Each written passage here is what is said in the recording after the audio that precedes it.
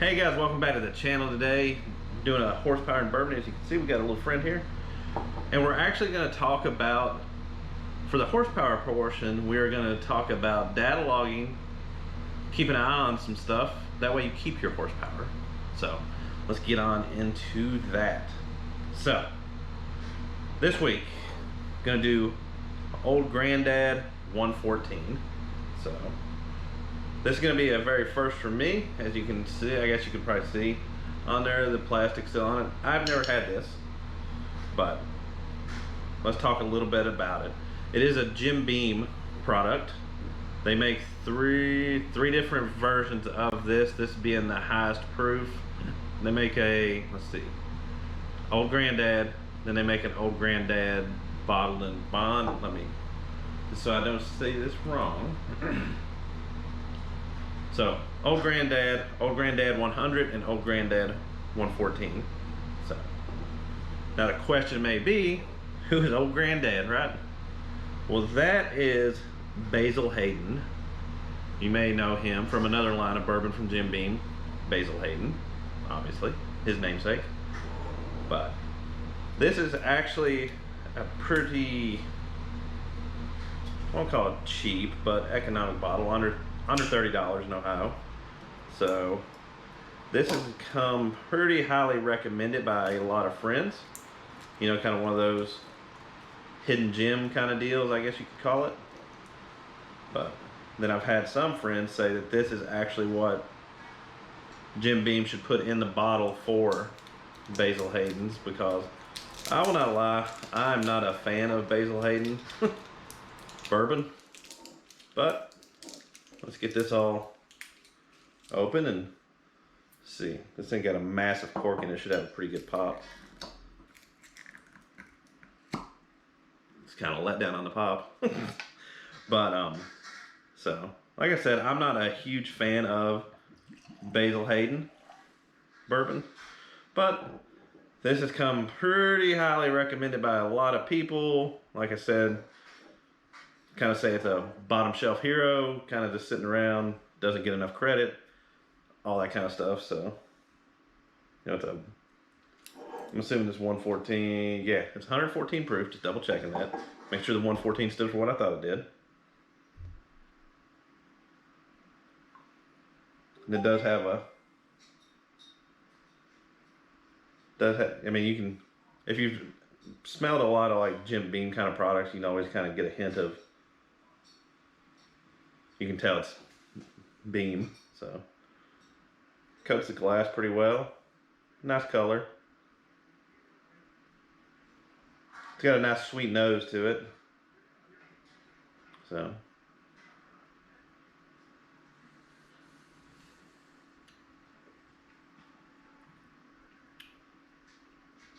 it's pretty nice.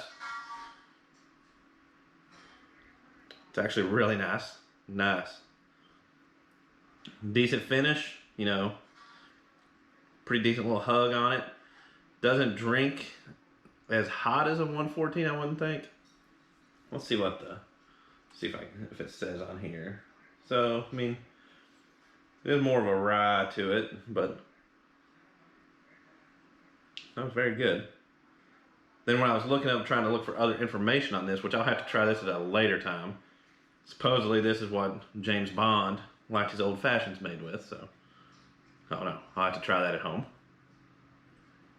But that's pretty nice.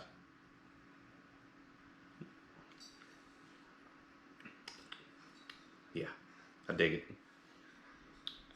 It's gonna have to get put into rotation for sure. Yep. Give 2 thumbs up to old granddad. I think that's the first thumbs up I've gave on anything. Now, let's get into the horsepower portion of this. So, some of you that have been around for a while, you have saw a project we work on called Road Cone. 2016 Mustang GT, Whipple, Cobra Jet 3.0 Whipple on it. You know, we've made big power, we've went 850s with it, you know, 4,000 pound street car, you know, literally a street car. Took it to the store and got him a parking violation note and everything in his seat like a week ago, if you follow that. So he went to the track last I guess it was last Friday now. You know, made 2 passes. The track was extremely busy.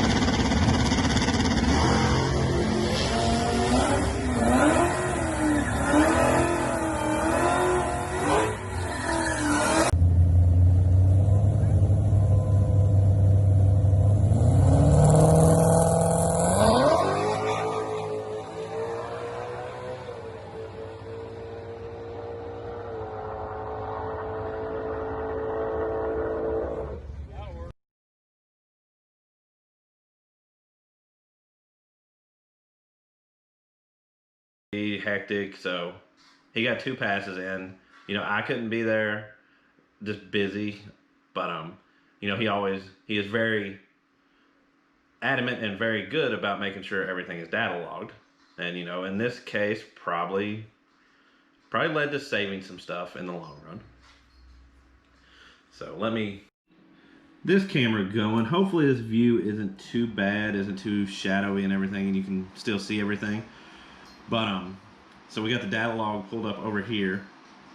Then, you know, we use a Zetronics box on our N-Gauge to log a few extra things, which, you know, is very beneficial, especially in this situation. You know, most of the time we're using it to watch boost, which you can see boost stays flat as can be. You know, no problems there. RPM, you know, 1, 2, 2, 3. Now this little jagged line down here, we'll get to that in just a second. So I was looking over the logs just right quick to see if I saw anything that stood out to me. Then right off the bat I caught, let's see, what is the air fuel? You know, the air fuel is staying in the high 8s, low 9s on Lambda, so very lean, very lean. Fuel trims were adding everything they could, which that's kind of the benefit of a closed loop fuel system. You know, that probably saved the engine a lot. Then the fuel itself, we're running NIT 114 in the car, so you know, really good fuel and a closed loop fuel system which could actually compensate and add fuel in. Otherwise it could have been bad. You know, so because I thought I'd be looking at this data log like, oh, no big deal, because this actually was a personal best mile an hour for the car. So, you know, you wouldn't have expected to open this data log. If I'd have looked at this data log first, I would have never guessed that, hey, oh, this whipped out a, you know, your best mile an hour you've ever ran in the car. So this red line right here, this is fuel pressure. So, as you can see here, down here, foot brake, smacks up, goes up to, I'm not showing the numbers on the side because that's for us, but up to about 75 pounds of fuel pressure, you know, at 21 pounds of boost, so right in line, you know. But then this line drops pretty substantially down to 58, 48, 50, 51.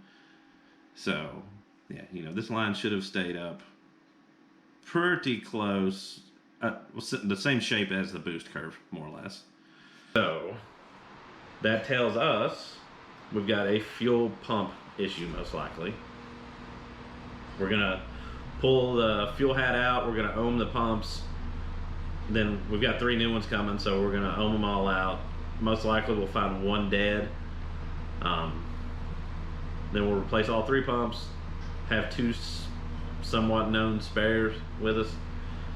It's just, you know, it's cheap insurance at this point. You know, we'll have a couple $100 in fuel pumps, gonna put a new filter in it since a pump went bad. It's just, you know, say what we're gonna be at, probably $400 or $500 worth of parts, materials, time, and everything. is way better than, you know, $15,000-$20,000 of motor damage. It's just cheap insurance. So that's our plan for that. I'll probably shoot a video on that, on actually pulling it out. We'll ohm the pumps, see if we see a difference there. Because another tricky part about the fuel pump, you know, we could put a fuel pump on a bench out of the car with a fuel line, power it on, it may pump fuel just fine outside. It's when they have to make pressure is when the true underline, you know, of a bad fuel pump's gonna pop up. So that's why I say it's better to, unless something, we're gonna replace all 3 pumps. But as far as keeping the others for spares, you know, that's where the ohming comes in. You know, it's just a coil in there, wire and everything like that. So there should be a certain resistance. They should be equal. We'll ohm the new ones to see what new is and kind of go from there and make our call on that. You know, new socks, new filters, new pumps. Get that one going again. You know, got some racing coming up. Some of the Cincy Street Night stuff is going on. There's going to be a track rental. Then we got Bowling Green. You know, Bowling Green is our absolute favorite race of the year. It's been my favorite race since '07. It's the first place I ever won a race, so special place to me. But yeah, I mean that's gonna be it. Yeah, let me turn this other camera off. But you know, appreciate all you guys, you know, spending some time watching these videos, everything like that. I truly appreciate it, and thank you for that. You know, if you've made it this far, great. Be sure to hit that subscribe button, thumbs up, that way you're notified when we put out new videos. And you know, we got some neat projects coming, so be sure to keep an eye out on the channel, and we'll see you guys on the next one. I'm gonna finish drinking this at 8:20 in the morning. So see you guys on the next one.